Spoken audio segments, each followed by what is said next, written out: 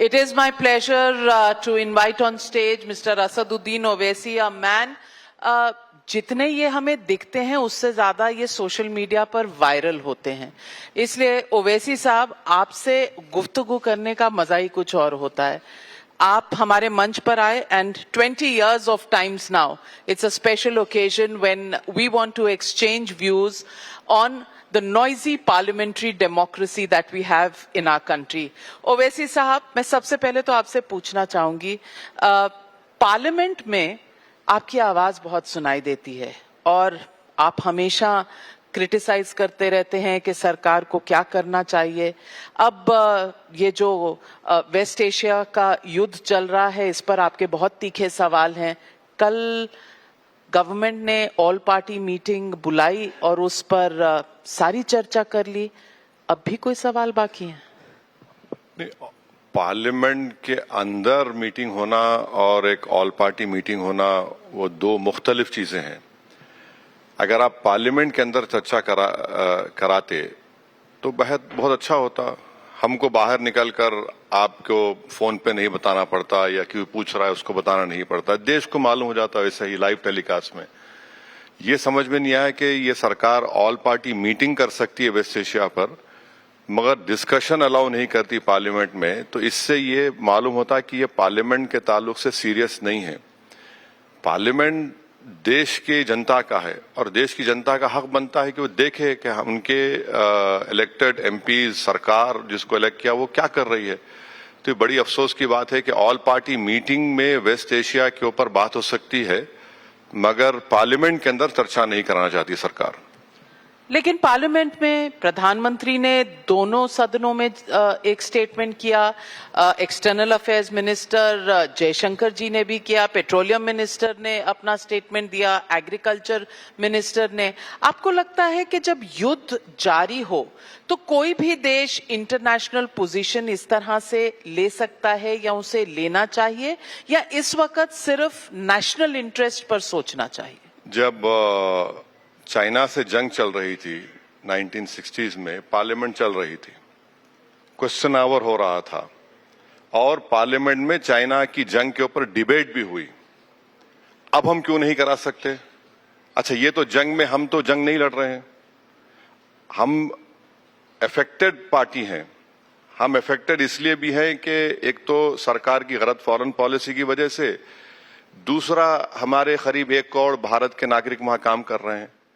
तो मिनिस्टर ने स्टेटमेंट दिया, प्रधानमंत्री ने दिया, वजीर आजम ने दिया, तो हम देकर चले गए। अगर वो एक एक सवाल हमको पूछने देते तो हम सरकार को पूछते थे कि भाई आप जवाब देकर चले जा रहे हैं, कम से कम हमारे सवालात का जवाब तो दीजिए।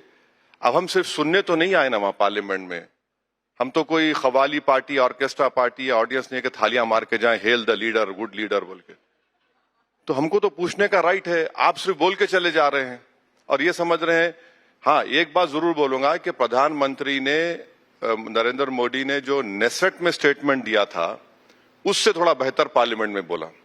कम से कम उन्होंने ये तो नहीं बोला कि we stand with the genocidal regime, उन्होंने बताया, बोला कि बल्कि उन्होंने तो देश को बताया कि हम कैसा कोविड में एक साथ थे और इसके रिपरकशंस होने वाले हैं। तो वो 2-3 स्टेटमेंट मुझे लगा कि हाँ, थोड़ा डिफरेंट रहा।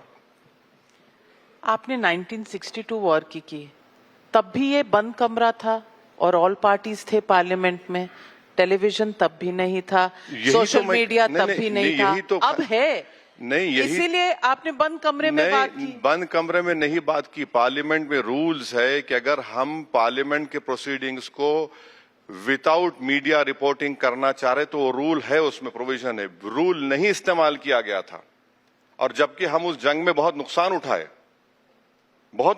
हम उस जंग में, तब भी रिपोर्टिंग हो रही थी, क्वेश्चन आवर हो रहा था, मगर आज हम उस पर डिबेट ही नहीं करना चाह रही सरकार। और ऑल पार्टी मीटिंग बुलाकर आप 4 मिनट बोल लीजिए, आप 2 मिनट बोल लीजिए, 3 मिनट बोल लीजिए, और फिर फॉरेन मिनिस्टर बोलते हैं कि हम नहीं है। तो मेरे दिमाग में ख्याल आया, शायद नहीं बोल सका, बोल रहा अगर हम नहीं है तो क्या देश के प्रधानमंत्री और डॉक्टर जयशंकर ये कहना चाह रहे हैं कि इजराइल और पाकिस्तान है क्या? मैं जानना पूछता था मैं, तो मालूम ही नहीं। आप बताइए, आप डिबेट ही नहीं कराना चाह रहे। आप बोल रहे हैं कि शायद इसलिए क्योंकि जिस तरह के लफ्ज आपने इस्तेमाल किए, नहीं, शायद ये लफ्ज कोई भी देश दूसरे देश के बारे में ना कहे तो बेहतर है। नहीं है, कहा ना उन्होंने। आप बताइए कि क्या देश के फॉरेन मिनिस्टर को आपने रिपोर्ट किया? मैंने नहीं कहा ये बात। आप तो अंदर थे। नहीं, अंदर आप रिपोर्ट मैं अंदर था, तब भी बाहर आकर नहीं बोला किसी को। आप लोगों ने रिपोर्ट किया कि तो का मतलब क्या होता है? का मतलब क्या होता है बताइए ना। शायद वो, मैं सोच रहा हूं, शायद वो इसी बोल रहे हैं कि इजराइल एक है और पाकिस्तान का। दो कंट्रीज ऐसे हैं जो किसी को सुकून से जीने नहीं देते नेबर में, और दोनों का एक रिलीजन के नाम पे बनाया गया। अब दोनों किसी को चैन से जीने नहीं देते। अब सरकार बोलती है कि आप रिलीजन की बात ला रहे हैं, तो मैं आपसे पूछूं, जब ईरान मिसाइल चलाता है गल्फ के कंट्रीज पर, तो फिर रिलीजन का क्या होता है? नहीं, इजराइल के ऊपर हमला किसने किया बताइए? आप बोल दीजिए। ईरान पर हमला किसने किया? अरब कंट्रीज ने तो नहीं किया। ईरान ने किस पर हमला किया? नहीं, ईरान जिनका कोई लेना देना नहीं, ईरान पर किसने हमला किया? एक आदमी को जो ऑरेंज कहते हैं उसने हमला किया। एक डिल्यूजनल प्रेसिडेंट है और एक जेनोसाइडल प्राइम मिनिस्टर है। आपने हमला किया और 165 स्कूल के बच्चे बच्चियों को आपने हत्या कर दी। आप किसी से बात कर रहे हैं, अगर नविका कुमारी मुझे बोलते हैं कि आओ बैठ के बात करेंगे, तो मेरे चैनल पे क्यों नहीं आ रहे? मैं आपसे आके मिलता हूं, मैं आपसे बात कर रहा हूं, आप वहां पर मेरी ABCD चला रहे हैं, तो क्या बोलेगा मैं? आप बताइए। मैं ऐसा करती नहीं हूं। आप तो नहीं आप करते हैं। नहीं, थैंकफुली अभी तक नहीं किया आपने। मैं आप नहीं करते। मैं बहुत इज्जत से पेश आती हूं। नहीं, माशाल्लाह, आप जिससे इज्जत से पेश आना, इज्जत से पेश आते हैं। जिसको आप हवा उतारना है, गैस उतारना, वो भी करते हैं। वो भी इज्जत से करती हूँ। नहीं, तारीफ में वो भी इज्जत से करती हूँ। नहीं, एज अ कॉम्प्लीमेंट कह रहा हूँ आप। हाँ, क्योंकि सवाल पूछना मेरा हक है। बिल्कुल। नहीं, सवाल पूछती हूँ मैं। एक एग्जाम्पल बता रहा हूँ कि आप उनसे डायलॉग कर रहे हैं, और ऐसे दो अहमक को भिजाया ऑरेंज ने, जिसको न्यूक्लियर टेक्नोलॉजी के बारे में उसका नहीं मालूम। एक दामाद है, उसकी काबिलियत है, और एक साहब है जो चमचे हैं उनको ये तक नहीं मालूम कि 60% स्टॉक पाइल क्या होता है। उनको ये भी नहीं मालूम कि तेहरान में जो न्यूक्लियर रिएक्टर है वो अमेरिका ने बनाया था। अब आप देखिए, उन्होंने हमला किया, और हो क्या रहा है? नुकसान तो भारत को सबसे ज्यादा हो रहा है। तो आप समझ रहे हैं कि आप विपक्ष में हैं, आप ऑपोजिशन में हैं, आप ये तमाम शब्दावली इस्तेमाल कर सकते हैं। ऑरेंज है, कोई ऐसा है, वैसा मेरा है। फ्रीडम है, आपका मैं डरता नहीं हूं अमेरिका से। एक बात सुनिए मैडम, 2019 में ऑरेंज ने कहा तेल नहीं खरीदना ईरान से, हमने छोड़ दिया। फिर कहा वेनेजुएला से मत लो, हम छोड़ दिए। फिर 2025 में मिस्टर ऑरेंज ने कहा रशिया से मत लो, हम छोड़ दिए। अब उन्होंने कहा कि ईरान को कह रहा 140 मिलियन तुम बेचकर मुझसे लड़ो। भारत से कह रहा है कि 30 दिन में उठा लो। फिर कह रहा रशिया से खरीद लो। आप मुझे बताइए, ये 56 इंच का नेशनलिज्म है कि हम कोई गोरी चमड़ी वाला हमको अमेरिका से बोलेगा ले लो, हम ले लो, बंद करो तो बंद कर दो? ये कौन से मोहब्बत है देश से? बोलिए आप। ये सवाल आपका जायज है, लेकिन और जायज होता अगर आपका जो दिल है तब भी ये सवाल पूछता, जब यूपीए सरकार में हिलरी क्लिंटन ने कहा था कि ईरान से नहीं खरीदना, और बंद कर दिया गया था, सैंक्शन हो गया था, ईरान के खिलाफ 3 बार वोट किया यूपीए सरकार ने। तो मैं आप कहाँ थे? आप सुनिए, मैं अंदर था। आपका टाई अप था तब यूपीए के साथ, तो सवाल पूछना ही भूल गए। सुन तो लीजिए, आप सुन तो लीजिए। सुन रही हूँ। मैंने पार्लियामेंट में और पार्लियामेंट के बाहर मीडिया से कहा था, यही ईरान था जिसने कश्मीर के मसले को पाकिस्तान उठाना चाह रहा था। United nation human rights commission में ईरान हमारी मदद किया। ईरान कश्मीर को इंटीग्रल पार्ट मानता है। अब आप मेरे को ये बताइए कि अब जो गड़बड़ चल रही है, अजरबैजान ऑपरेशन सिंदूर में पाकिस्तान का साथ दिया, हम उनको कह रहे हैं कि भैया ले लो, ला लो, हमको लाके दे दो। ड्रोन्स दिया पाकिस्तान को। आप समझ रहे हैं फॉरेन पॉलिसी को हमारी कैसा फर्क हो गया? वहां पर जाकर प्रधानमंत्री ने कहा वी स्टैंड विथ इसराइल। 70,000 फलस्तीनियों को मार दिया उसने, जेनोसाइड रजीम। कितने, but we also stand with Iran, वो नहीं सुनाई दिया आपको? मैडम देखिए, we also stand with no no no, देखिए, और आप ऑपरेशन सुनिए। सिंदूर के बाद इस देश में सबने, ओवैसी साहब, आपको एक बहुत नेशनलिस्टिक रोल में देखा है। बाहर के देशों में हाँ, इन बिल्कुल, भारत मैं हूं, का पक्ष लेकर गए मैं हूं, थे। बिल्कुल हूं। लेकिन मैं आपसे आज ये बहुत बहुत रिस्पॉन्सिबिलिटी से पूछना चाहती हूँ, आप ऑपोजिशन में रहकर जिस तरह की चीजें कह सकते हैं, कोई देश ऑफिशियली एक मंत्री होने के नाते, एक सरकार होने के नाते, एक प्राइम मिनिस्टर होने के नाते वो शब्दावली इस्तेमाल नहीं कर सकता। शायद आप इस बात को मैं एक बात बताऊं आपको, स्पेन क्या कर रहा है? छोटा सा कंट्री है, स्पेन क्या कर रहा है? क्या हम इतना भी नहीं बोल सकते कि भाई आप ये बंद करो तमाशा? अमेरिका, हम हैदराबाद में बोलते हैं जिसका नुकसान नहीं होता, जिसकी ना ठिंग लगी ना फिटकरी लगी, वो हाल अमेरिका का है। भाई तेल मुझे आना है, गैस मेरा आना है, आपने ईरान के ऊपर हमला किया, ईरान ने खतर पे हमला किया, गेल, गुजरात पेट्रोलियम, ये सब हम लोग खतर से लेते हैं गैस, हमारा गैस तो रुक गया। अब हमारी गलती है? नहीं, गलती हमारी नहीं है, मगर अगर हम बोलते, ट्रंप, एक बात बताइए, प्रधानमंत्री ने स्पीच दिया पार्लियामेंट में, जंग शुरू करने वाले अमेरिका और इसराइल, एक लफ्ज नहीं यूएस के बारे में, एक लफ्ज नहीं इसराइल के बारे में। क्यों?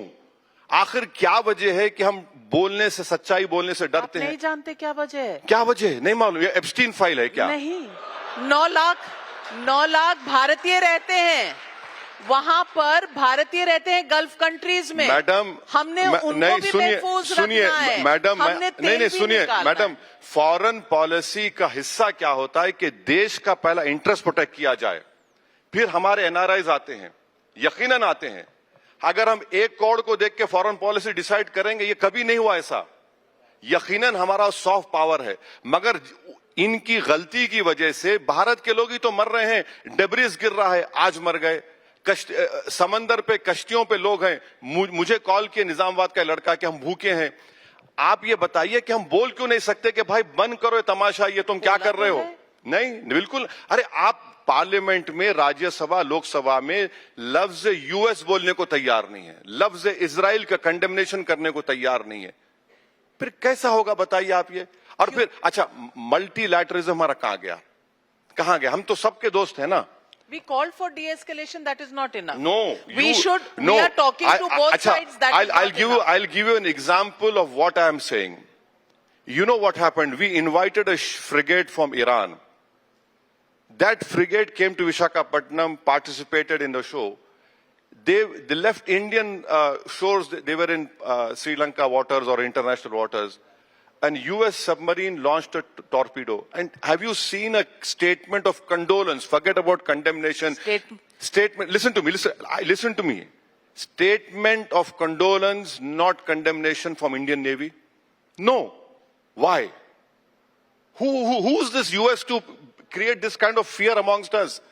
Our forefathers didn't fight the Britishers for 200 years, that just because a 4-year term president can create this sort of psychological fear in us. Who the hell is he? He'll become a lame duck come December.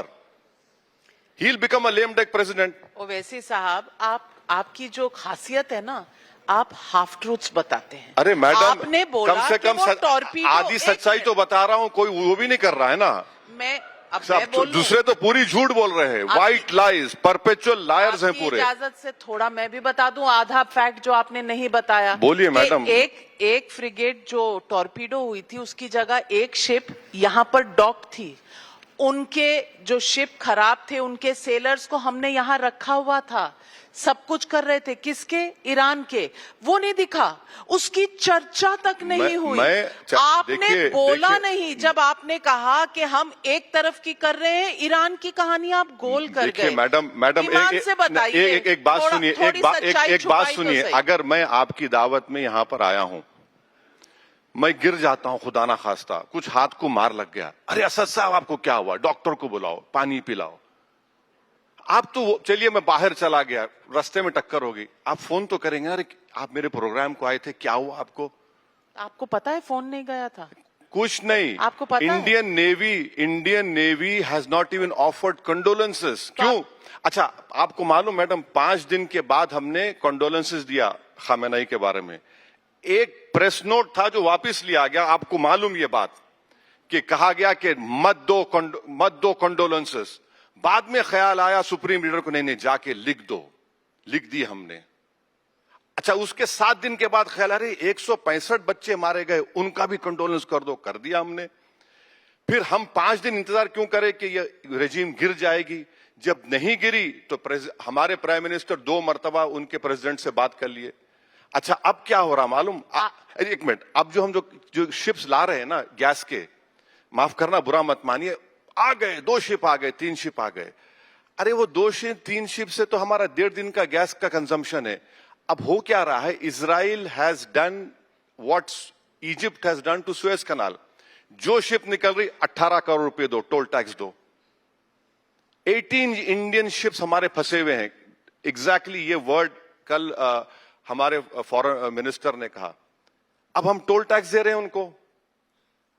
Japan के निकल रहे हैं, China. अच्छा, ये गड़बड़ होने से पहले चाइना ने पूरे शिप्स को खरीद लिया जहां पर ऑयल था।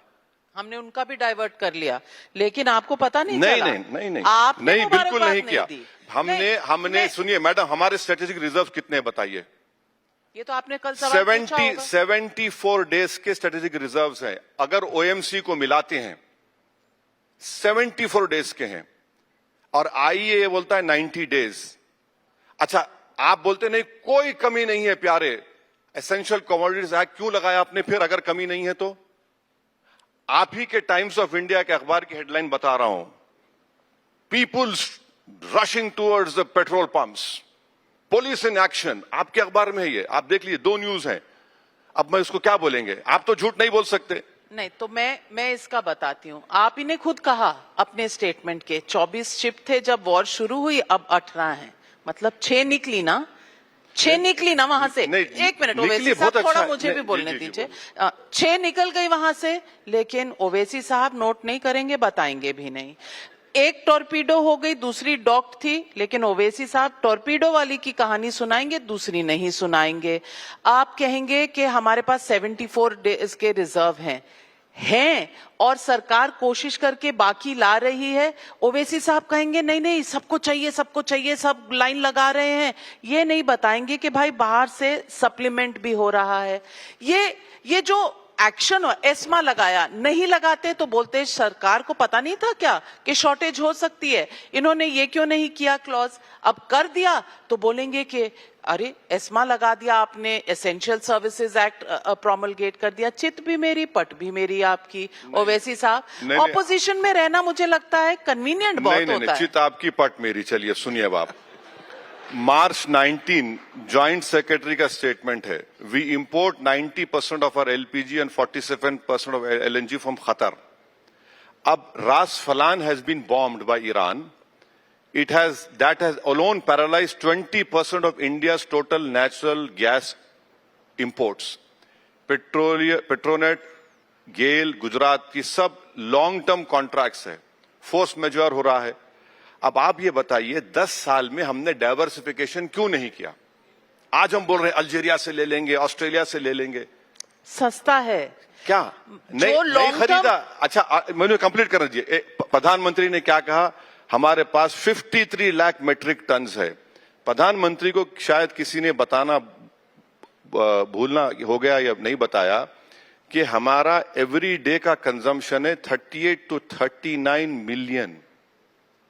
आप कितना, आप हमको देखिए, हैदराबाद में क्या बोलते हैं कि हमारे कान में फूल तो नहीं है, आप बोले जा रहे हैं। एसपीआर रिजर्व्स कहां है बताइए ना हमको। आप बॉटलिंग प्लांट पे आप रख रहे हैं, आपने कमर्शियल को बंद क्यों कर दिया बताइए? मैं आपको हैदराबाद में आपके सोमित को दीजिए, हम हॉस्टल्स को जाते हैं, हॉस्टल्स में जाकर देखिए, बच्चियों के सोशल वेलफेयर के हॉस्टल्स में लकड़ियों पर खाना पक रहा है, लकड़ियों पर खाना पक रहा है। अब सरकार बोलती है कि प्रॉब्लम है ही नहीं। अब जब प्रॉब्लम ही नहीं है तो फिर हम क्या बोलेंगे? प्रॉब्लम ओवैसी साहब आप भी जानते हैं कि है, लेकिन पैनिक नहीं होना है, क्योंकि पैनिक के अलग फॉलआउट्स होते हैं, ये आप जानते हैं, लेकिन आप दिखाएंगे नहीं कि आप सब समझ रहे हैं। मैं सवाल ये भी आपको बता दूं कि आज आप कह रहे हैं कि डाइवर्सिफाई पहले क्यों नहीं किया। आप जानते होंगे कि आप अपने नजदीकी वाले सप्लायर्स के पास जाएंगे तो आपको कॉस्ट एडवांटेज मिलेगा, because freight is a big part of oil import. Madam, I strongly disagree with you. We had signed one contract after the 11 years of the government with US in 2026. If that is also, that is known as 22 MTA US LPG deal 2026. It covers only 10% of our annual import. In 11 years, why didn't we diversify? What we have done, C3, C4 से बंद करके आपने नीचे कर दिया पूरा। दूसरा आपने क्या किया कि कमर्शियल बंद कर दो तो हम 50% हमारा प्रोडक्शन देश का हो गया। अभी 50% बाहर से लाना है। कहां से आ रहे हैं, कहां से आ रहा है बताइए। एक शिप, दो शिप, तीन शिप अगर आएंगे तो वो 1.5 दिन, 2 दिन, 3 दिन का चलेगा। यही चीज अगर नरेंद्र मोदी अगर इजराइल जाने से पहले सोचते, ये जंग जो है नेतन्याहू की जंग है, ये जंग उनकी पर्सनल जंग है। अगर नरेंद्र मोदी नहीं जाते तो क्या कतर पर स्ट्राइक नहीं होता? कम क्या से स्ट्रेट्स कम ऑफ हॉर्मुज में असर नहीं पड़ता? कम से कम नरेंद्र मोदी खड़े होकर मिस्टर ऑरानिज को बोलते, मिस्टर सो एंड सो बस करो। मोदी जी को इस्तेमाल किया गया इजराइल ने, वहां उनको यहां पर आना था। मोदी जी को इस्तेमाल करके उन्होंने अपना जेनोसाइड को व्हाइट वॉश करने की कोशिश की। हुआ तो नहीं। नहीं हो सकता ना, जब 70,000 बच्चों की लाशें दिख रही हैं, लोगों की घर दिख रहे हैं। आप मान रहे हैं कि मोदी जी इतने इंपॉर्टेंट हैं कि देश बुलाते हैं व्हाइट वॉश अपने एक्शंस कराने के लिए, मान रहे हैं ना? अब आप मान रहे हैं कि उनकी अहमियत इतनी है। नहीं, अब आप जवाब, नहीं एक मिनट मैडम, जवाब सुनिए। आप थाली मार रहे हैं, जवाब सुनिए। 80,000 लोग मारे गए। हमारी देश की इंपॉर्टेंस उससे होगी कि एक रिजीम 80,000 लोगों को मारेगा और हम जाके उसको व्हाइट वॉश करेंगे? ये हमारी अहमियत है। 20 लाख में से 8 लाख लोग के घर बर्बाद हो गए, 20-25 हजार बच्चे मारे गए। तो मोदी जी ने कब इसको सपोर्ट किया है? मुझे बता दीजिए ना, कौन सा स्टेटमेंट है? कब कंडेम किया? कहा नहीं कहा उन्होंने कोई कंडेमनेशन नहीं। We are in favour of peace and we appeal to both sides to de-escalate. What else does madam a एक बात third सुनिए, country इस say? देश की खुसूसियत यह है कि नेल्सन मंडेला जेल में थे। हम नेल्सन मंडेला जिंदाबाद बोलते थे। हम उस व्हाइट अफ्रीका से ट्रेड नहीं करते थे। इंडिया, अच्छा मौजूदा दौर में हम ग्लोबल साउथ की बात करते। क्या ये ग्लोबल साउथ नहीं है? पैलेस्टाइन इशू नहीं है ग्लोबल साउथ, बताइए।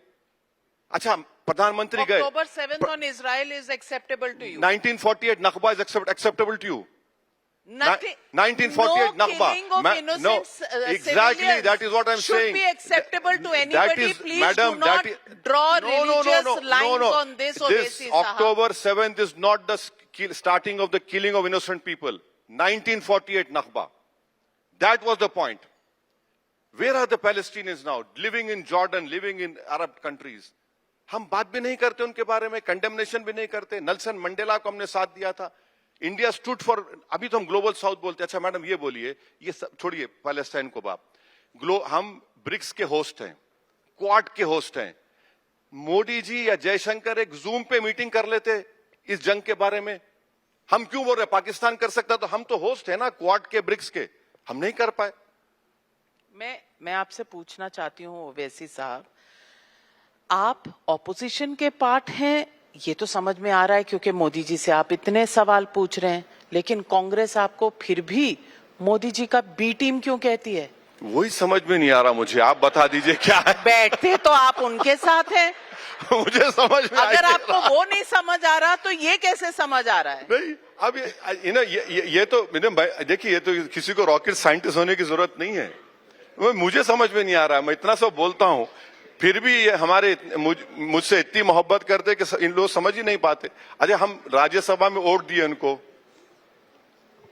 बिहार में वोट, आप देखिए क्या हुआ।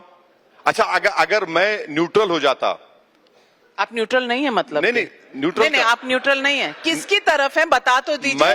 सारा देश पूछ रहा है कि ओवैसी जी हैं कहाँ। मेरी पॉलिटिक्स नरेंद्र मोदी की तरह न्यूट्रल नहीं है। अच्छा, मेरी जो पॉलिटिक्स है हर तरफ से फायदा ले वो लो। अपनी पार्टी की प्रमोशन, पार्टी को स्ट्रेंथन करने की है। अच्छा, मैं ये बता रहा हूं कि अच्छा, न्यूट्रल की बात जब आई, हमारा 5 टर्म के एमपी हूं। जब कांग्रेस की सरकार थी, मनमोहन सिंह साहब वजीर आजम थे, चिदम्बरम ने यूएपी एक्ट लाया था।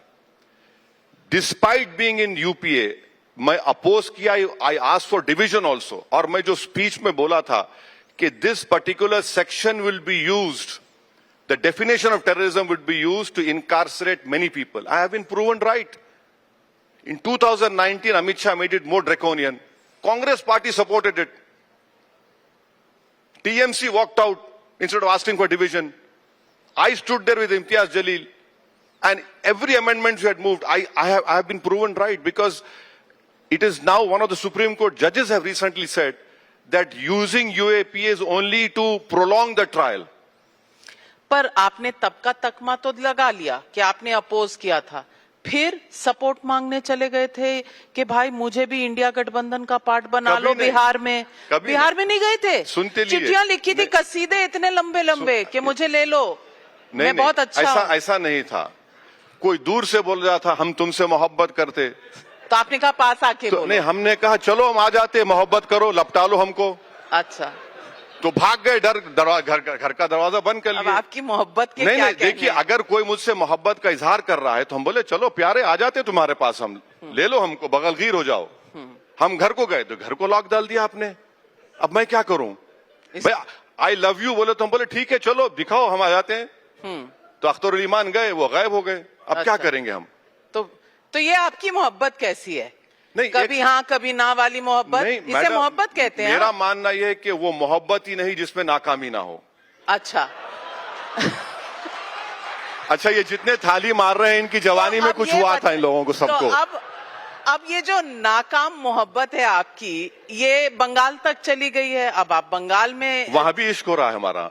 हाँ, वहां हुमायूं कबीर के साथ हो रहा है, बाबरी मस्जिद नहीं बनाने की बात हो रही है। तो ये वाली बाबरी मस्जिद की मोहब्बत है जो वहां ले गई है? सीरियसली मेरा जवाब ये है कि सिर्फ इशू बाबरी मस्जिद नहीं है, issue exploitation of the minorities by the TMC government है। अच्छा, और उसमें क्या हुआ कि लास्ट ईयर 24 मई में हाई कोर्ट ने 5 लाख ओबीसी सर्टिफिकेट्स को कैंसिल कर दिया। उसमें से 4 लाख तो मुसलमानों के हैं। और फिर सोने पे सुहागा यह है कि नेशनल बैकवर्ड क्लास कमीशन के चेयरमैन हमारे एमपी साहब अहीर साहब थे, उन्होंने जितने मुस्लिम कास्ट थे सेंट्रल लिस्ट में उसको निकाल दिया। हमारा हाल क्या है? आई एम कॉट बिटवीन, क्या बोलते हैं वो, fire and the frying pan, not between rock. आप ये निकाल रहे हैं, वो निकाल रहे हैं। अच्छा, आप ह्यूमन डेवलपमेंट इंडिकेटर्स देख लीजिए टीएमसी के रूल में मुस्लिम माइनॉरिटी के। तो मेरा मानना यह है कि जब तक माइनॉरिटीज की अपनी एक सेम्बलेंस ऑफ पॉलिटिकल लीडरशिप नहीं बनेगी, हम जस्टिस को, इंसाफ को, हिस्सेदारी को हासिल नहीं कर सकेंगे। ये हमारी सोच है, हमारा उस पर अमल कर रहे हैं। लेकिन मुझे फायर एंड फ्राइंग पैन का तो पता नहीं, पर बंगाल में आप मोदी जी और ममता जी के बीच में हैं, और बच के निकल जाऊंगा मैं, फिक्र मत करिए। बचेंगे, क्योंकि आप इतना लड़ते ही नहीं, इतनी सीटें लड़ते ही नहीं कि आपका कुछ बन जाए। देखिए, ममता जी आप पर आरोप लगा रही हैं कि आप इतनी सीट बस लड़ते हैं जिससे उनका खेल खराब हो जाएगा और बीजेपी को फायदा हो जाएगा। मैडम, आप इतने सीजन जर्नलिस्ट है, आप तो कम से कम मत बोलिए। इतनी सीट लड़ रहा हूं तो क्यों पेट में दर्द हो रहा ममता को? आराम से सो जाओ ना, क्योंकि वोट आप उनके काटेंगे। नहीं, देखिए, इतनी सीटें लड़ रहा हूं ना, तो क्यों परेशान हो रहे? क्यों रातों की नींद हराम हो रही है? हम इतनी लड़ते, इतने में ही हम जीत कर आएंगे, बताएंगे उनको। कितनी लड़ेंगे? नहीं, जितने अभी आजकल ये मेरे ख्याल से 10 या 12 सीटें कुछ होंगी, हम लड़ेंगे बस। हाँ, बस इतना ही फायदा कराना है आपको बीजेपी को? नहीं, डील बड़ी नहीं कराई ना आपने बीजेपी से मेरी। मैं अब मैं क्या बोलूं इस पे? आपकी हो ही नहीं सकती। आप यहाँ बैठकर मोदी जी का स्क्रिप्ट लिखना चाहते हैं, ममता जी आपको लिखने नहीं दे रही। मैडम, आप सेक्युलर बन रहे हैं, सेक्युलर वाले आपको सेक्युलर नहीं मानते। ये चल क्या रहा है? जितना मुझे लोग गाली देते मैं उसको बैज ऑफ ऑनर समझता हूँ। मुझे कोई रोक नहीं सकता। मैं भारत की सियासत की लैला हूँ, मुझे फख्र है इस बात का। अब और क्या बोलूं? कौन है? हाँ, पूरे ये सब मजनू हैं, ये सब मेरे दीवाने हैं, मजनू हैं। एक तरफ पलट के देख ले मुझे मैं देखता ही नहीं हूं। तो बीजेपी भी मजनू है? नहीं, कोई अब देखिए, चिट्ठी, कोई संदेश? एक हाइपर नेशनलिज्म है और एक फॉल्स सेक्युलरिज्म है। अच्छा, उस बीच में हम लड़ाई लड़ रहे हैं। सच्चा है एक ईमान जिसका है वो है असदुद्दीन नहीं, ओवैसी। मैं बहुत बड़ा गुनाहगार हूँ। अच्छा, मैं कोई शरीफ आदमी नहीं हूँ। नहीं हो? बिल्कुल नहीं हूँ। मैं खुल के कह रहा हूँ। हाँ। मैं खुल के कह रहा हूँ, मुझमें बहुत ऐब हैं, कमजोरियां हैं, सब हैं। हम कोशिश कर रहे हैं अच्छा बनने की और पार्टी को भी आगे बढ़ाना चाह रहे। आप कहते हैं कि इस देश का प्रधानमंत्री बनेगा ऐसा कोई जिसने बुर्का पहना हो, हिजाब पहना हो। हाँ, बुरी बात क्या है? नहीं, बुरी बात एक यमन फिलिस्तीन की रिप्रेजेंटेटिव जो यहाँ आई थी उन्होंने नहीं पहना था हिजाब। बहुत अच्छा है, यही तो खूबसूरती है। दोनों तरफ से खूबसूरती। कुरान में क्या लिखा हुआ है? ला इखरा फिद्दीन, यानी रिलीजन में फोर्स नहीं है। पहनते हैं बहुत अच्छा है, पहनिए। नहीं पहनते आपका राइट है। अगर पहनते हैं तो उनका रिलीजियोसिटी नजर आती है। वो यमन की एक लेडी को नोबेल प्राइज मिला हिजाब पहनने वाली को, उसको क्या बोलेंगे आप? बैकवर्ड बोलेंगे? नहीं मैडम, हिजाब जो पहनते हैं ना। लेकिन जब आप कहते हैं कि इस देश की प्राइम मिनिस्टर सिर्फ हिजाब वाली, तो आप रिलीजन को नहीं, आप पर्दे को इम्पोर्टेंस दे रहे हैं। नहीं, देखिए, कोई भी बन सकता है। देखिए, अगर पूरे भारत में जामिया मिलिया यूनिवर्सिटी चले जाइए आप, एक से एक बेहतरीन स्कॉलर आपको नजर आएगा जो हिजाब पहनी हुई है। एक से एक बेहतरीन साइंटिस्ट या would be scientist, mathematician, MBBS, doctors. Sir के ऊपर कपड़ा है, दिमाग के ऊपर नहीं है। जो लोग इस तरह की बात करते हैं ना, उनके आंख पर भी पर्दा है, दिमाग पर भी पर्दा है। इसीलिए तो मैं आपसे कहती हूं कि आपका जोर महिला पे क्यों नहीं है, हिजाब पे क्यों? अरे मैडम, आप किसी महिला को बनाइए ना। अरे हिजाब हो या ना हो, हिंदू हो या मुसलमान हो। बिल्कुल है। मेरी पार्टी में कई ऐसे वुमेन मेंबर्स हैं जो हिजाब नहीं करते। तो मैं क्या उनको बोलूं? मैं नहीं बोलता हूं उनको। भाई, उनका राइट है। तो फिर वो बन सकती है ना प्रधानमंत्री? बिल्कुल बन सकती, क्यों नहीं बन सकती? तो फिर हिजाब पे इतना एम्फेसिस क्यों डालते हैं? जब नरेंद्र मोदी बन गए चाय बेचकर, तो हिजाब पहनने वाली नहीं बन सकती प्राइम मिनिस्टर? क्या बात कर रहे हैं आप? ये तो कम से कम ऐसा मत करिए। यही तो प्रॉब्लम है कि हिजाब को आपने अपनी सेक्युलरिज्म और पॉलिटिक्स का चिन्ह क्यों बना दिया? देखिए मैडम, इस देश को आजाद कराने के लिए जौहर बरादरान की वालदा थी बी अम्मा, वो क्या करती थी? वो भी तो रिलीजियस थी। ये अगर आप बोलेंगे कि आप बहुत अच्छे हैं जब आप रिलीजन को छोड़ देंगे, नहीं, यही तो मैं बोल रहा हूं, यही तो मैं आपसे यही बोल रहा हूं। तो रिलीजन अगर कोई फॉलो कर रहा है रिलीजन प्रिंसिपल्स को, तो बुरी बात क्या है? कोई नहीं करता है तो ठीक है, उनका राइट है, उनका राइट है। मगर कोई करता है तो उससे परेशानी क्यों है? मैं आज ऑडियंस को बोलूंगी कि इसकी जजमेंट आप दीजिएगा, क्योंकि ओवैसी साहब दोनों चीजें कह रहे हैं।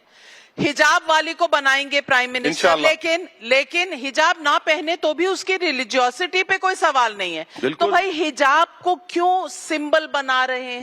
नहीं, उनका महिला को बना दीजिए ना। सुप्रीम कोर्ट, कितनी महिलाएं प्रेसिडेंट हैं आपकी पार्टी में या किसी बहुत है। आप हैदराबाद को आती नहीं है। आप आते खाली इंटरव्यू करने। आप मेरे साथ चलिए, दिखाता हूं मैं आपको। सुप्रीम कोर्ट में choice has become the fundamental right. Choice is the fundamental right. अब कोई चॉइस को अपना रहा है। यू आर इम्पोजिंग द हिजाब, not giving choice. I am not, कभी नहीं। हम लोग फॉरेन डेलीगेशन में गए थे, अल्जीरिया गए, वहां के मिनिस्टर्स से मिले, कई लेडी मिनिस्टर्स थे, हम बराबर उनसे मिले। उनका राइट है, इसमें ऐसा नहीं है कुछ भी। तो फिर मैं आपसे पूछना चाहती हूं कि आप सेक्युलरिज्म तय करेंगे। आप कह रहे हैं कि बंगाल में घुटन होती है। अब वैसे आप इंडिया अलायंस के साथ यहाँ बैठते हैं, बंगाल में आप नहीं बैठता। इंडिया अलायंस का वो तो मुझे बिठाते भी नहीं बाजू अपने, खाली जबानी तौर पर बोलते मैं हम तुमसे मोहब्बत करते। और फिर हमको बर्बाद भी करते। बर्बाद किया। हाँ, वो पूरी कम्युनिटी को बर्बाद किया ना।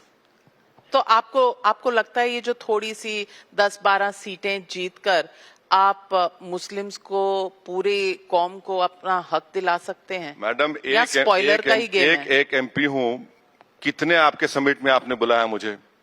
बोलते बहुत अच्छा है ना, वही तो, words are my tools. Yes. हाँ, तो अब एक है ना, एक है तो आपने बुलाया, अगर 20 हो जाए मेरी तरह तो सोचिए टाइम्स नाउ को कितने लोगों को बुलाना पड़ेगा? आप ही को बुलाएंगे। बुलाएंगे, मगर 20 की ताकत अलग है ना। लेकिन सवाल ये है कि हमेशा ये कहा जाता है कि एक बीजेपी की बी टीम बनी हुई है, इसका आप जवाब देते नहीं है। नहीं, क्यों दूं मैं किसी के सर्टिफिकेट लेने की जरूरत नहीं है मुझे। कहते हैं फाइनेंसेस भी वहीं से आते हैं। हाँ, मैं उनको देता हूँ ना, उनसे फाइनेंस वही देते हैं, उनको 90% दे के 10% मैं रखता हूँ। अच्छा। हाँ, उन्हीं से लेता हूँ मैं। भाई आप बोले लाओ 90% आप रखो, 10% मेरे को दो। फाइनेंसेस उन्हीं से आते हैं। बिल्कुल सही कहा, 90% वो लेते हैं, 10% मैं लेता हूँ। अगर उनको नहीं मिला तो वो नाराज हुआते कि हमारा हिस्सा नहीं मिला, उस वक्त से गाली देते हैं मुझे। कौन? जो इल्जाम लगाते हैं मुझ पर। अच्छा। अब राज्यसभा के मैंने सोचा कि बीजेपी आपको देती है। नहीं, जो मुझ पे एलिगेशन लगाते वो डील करते हैं, वो 90% रख के 10% मुझे देते। मैं आपसे ये भी पूछना चाहती हूँ कि हाल ही में आपने एक स्टेटमेंट किया और उत्तर प्रदेश के कॉन्टेक्स्ट में आपने किया, आपके नेता ने किया ये कि एनकाउंटर हो रहे हैं और जो एनकाउंटर कर रहे हैं उनका भी एनकाउंटर होगा। आपको नहीं लगता कि इस तरह की भाषा से परहेज करना चाहिए? आप बिल्कुल सही कह रहे हैं। मैंने शौकत से बात की, उन्होंने कहा कि सर मेरा पूरा स्टेटमेंट नहीं डाल रहे हैं। अच्छा मैडम, यूपी की बात की, आप ये बताइए कि बाबा का विजन देखिए आप। बाबा का विजन देखिए कि उन्होंने क्या कि वी हैव, इंग्लिश में ट्वीट किया, एक्स पे डाला कि we have done an signed an MOU with an AI company to open a data centre worth 25,000 crore. तो हजरत ग्रॉक ने नीचे लिखा कि उसका 50 लाख का टर्नओवर नहीं है। बाबा ने कर दिया। AI देखिए, उनका AI देखिए। आप यूपी में भी इतने 10-12 सीटें लड़ने जाएंगे? नहीं, यूपी में हम लोग अलायंस करेंगे, अच्छा अलायंस करके। किसके साथ? वही जो मोहब्बत कहते हैं कि करते हैं पर करते नहीं है। नहीं, अलायंस होगा। किसके साथ? अब इतना जल्दी अब मैं अपनी राजनीति टाइम्स नाउ से कैसे करूंगा? तो बात फैसले हमको करने दीजिए। आप ही ने कहा कि हमारे मंच से बहुत काम हो सकते हैं। नहीं, हो रहे हैं ना, बिल्कुल हो रहे हैं। आप भी करते हैं काम किसी का, मैं भी करता हूं अपनी पार्टी का, सब अपना काम करते हैं। आजकल आपको एक शब्द से बहुत दिक्कत हो रही है। हाँ, धुरंधर। नहीं, वो शब्द ये है धुरंधर। हाँ, धुरंधर क्या पिक्चर है वो? आपने कहा बैन कर दो। नहीं, मैंने कहा वारिस पठान। नहीं, देखिए मैडम, मेरे पास टाइम नहीं है 3 घंटे किसी को देखने का। मैं चाहता हूँ लोग मुझे 1 घंटे के लिए सुने। अच्छा, ये 3 घंटे बकवास क्या है वो होता क्या है? सिवाय गाली दो, आप वायलेंस को प्रमोट करो, और 3 घंटे के बाद आप निकल कर आप सोचते कि यार मैं इस मुसलमान को गाली दूं या न दूं। अब वो क्या करेंगे उसका? वो देख के कौन देखेगा? मेरे पास ये गैर जरूरी। दुनिया देख रही है, लोग खुश हो रहे हैं। हम हैदराबाद में नहीं, हम हैदराबाद में बोलते कि प्यारे इन चीजों को दिल पे मत लो, गुर्दे पे लो। तो हम गुर्दे पे लेके छोड़ देते हैं उसको। तो इसको प्रॉब्लम है, ये बकवास है। ये 3 घंटे आप क्यों फिल्म नहीं देख सकते? राहुल गांधी को सुनना अच्छा लगता है? राहुल गांधी। मैडम, अगर मैं 1 घंटा 2 घंटे दिन में मेरी बीवी को सुन लिया तो मौजा ही मौजा, बस वो उसकी फिक्र रहती है मुझे। राहुल गांधी को नहीं, मुझे लीडर ऑफ ऑपोजिशन आप कैसे देखते? वो LOP है, हम उनकी रेस्पेक्ट करते हैं, मेरी जिंदगी के प्रायोरिटीज हैं। अच्छा, उस प्रायोरिटीज के तहत मुझे काम करना पड़ता है। तो उसमें राहुल गांधी प्रायोरिटी पे नहीं है? नहीं, क्यों होंगे? उनकी प्रायोरिटी उनकी पार्टी है, मेरी प्रायोरिटी मेरी पार्टी है। पर आप तो कह रहे हैं कि मोहब्बत वाले यही पार्टियां हैं। हाँ, हमको तेलंगाना में रेवंत रेड्डी से अच्छा चल रहा है अभी अब तक अच्छा वो तो कह रहे हैं Congress is Muslim, Muslim is Congress. तो आपका वहाँ क्या रोल है? कुछ भी नहीं, वो बोलते हैं, मगर हमारा उनसे अच्छा है। और उन्होंने तो आपका नाम तक चुरा लिया। वो कहते हैं कि आप क्या असदुद्दीन होंगे, वो है रेवंत उद्दीन। चलिए, उद्दीन तो हो गए। कंपटीशन कर दिया उन्होंने। नहीं, मगर उनको क्रेडिट देना पड़ेगा। मेरे कॉन्स्टिट्यूंसी में उन्होंने 2000 करोड़ का मेट्रो लाइन दिया। अच्छा। और उसका काम चल रहा है। एक 450 करोड़ का एक ब्रिज दिया उन्होंने। तो डेवलपमेंट के लिए हम बराबर उनसे मिलते, रिप्रेजेंट करते, और वो बड़े पॉजिटिव हैं, प्रोएक्टिव हैं, अच्छी चीज है। तो वहां पर आप वोट नहीं काटेंगे उनके? कहाँ पे? हम तो उनके खिलाफ भी लड़े रिसेंट म्युनिसिपल इलेक्शन में। ये कभी हाँ कभी ना वाली मोहब्बत कैसे मैडम, चलती है? मंडे को मोहब्बत है, ट्यूसडे को नहीं है, वेडनेसडे को है, थर्सडे को नहीं है, ये कैसी मोहब्बत है? संडे के बाद अंडे आता है तो क्या करेंगे?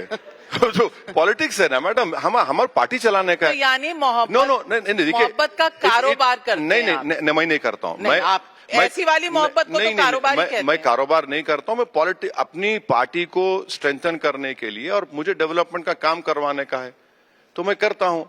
अब हम मालेगांव से मैं हमारे एमएलए को ले जाकर किरण रिजिजू से मिला, मैं मालेगांव से एमएलए को ले जाकर गिरिराज से मिला, मैं वो आइडियोलॉजिकली डिफरेंट है पावरलूम इंडस्ट्री के बारे में। तो काम तो कराना है ना, मिलूंगा नहीं तो काम कैसे होगा? तो काम कराने के लिए मोहब्बत, बाद में नहीं, काम करा वो उनकी जिम्मेदारी है, वो मिनिस्टर है, मैं एक इलेक्टेड रिप्रेजेंटेटिव हूं, मेरा राइट है उनके पास जाकर बोलने का। मैं सिर्फ आपको दो चीजें बताना चाहती हूँ फैक्ट के तौर पर। आज सुबह किरण रिजिजू जी इसी प्लेटफॉर्म पर थे और उन्होंने कहा कि 5वें दिन जाकर हमने कंडोलेंस नहीं दिया, जिस दिन कंडोलेंस रजिस्टर खुला उसी दिन हम गए थे। फैक्चुअली ये स्टेटमेंट ये फॉल्स है, इसलिए फॉल्स है कि आपके मुंह में जबान है, आप सरकार में हैं, आप एक स्टेटमेंट जारी कर सकते थे। चलिए वो भी नहीं तो कम से कम हमारे अमित को बोल देते कि सोर्सेस से हमने कंडेम कर दिया या कंडोलेंस दिया, वो भी नहीं किया आपने। रजिस्टर क्यों आप बोल सकते थे ना। 165, चलिए ईरान से आपको जो भी होगा, इजराइल या ट्रम्प की डर से आप नहीं बोले, 165 बच्चे मारे गए, उन पे तो बोल देते कुछ। मैंने सवाल एक और आपको बताना था फैक्चुअल कि पैलेस्टीन की जो फॉरेन मिनिस्टर वारसेन आगाबेकियान शाहीन भारत आई थी, उन्होंने कहा भारत ही इजराइल और फिलिस्तीन के बीच में एक ब्रिज हो सकता है। उन्हें यकीन है मोदी पर, आपको क्यों नहीं है? ये कैसे समझ में यकीन नहीं होगा आता। कैसे यकीन होगा जब नरेंद्र मोदी नेसेट में जाकर जो किसी को अवार्ड नहीं दिया वहीं बनाकर उनको पहना दिया गया और उन्होंने खड़े होकर बोल दिया कि we stand with Israel. For what do we stand with Israel? For the genocide? For what they are doing? For what they have destabilised the whole region. they have created problems for India. They have created huge economic problems for us. We have the genocide happened later, by the way. वो time का No, it is still continuing, by the way. Even after the so-called ceasefire, 800 Palestinians have been killed. Yesterday there was a bombing on the tents. Can you imagine a regime bombing on tents? On tents and killing innocent children and people over there.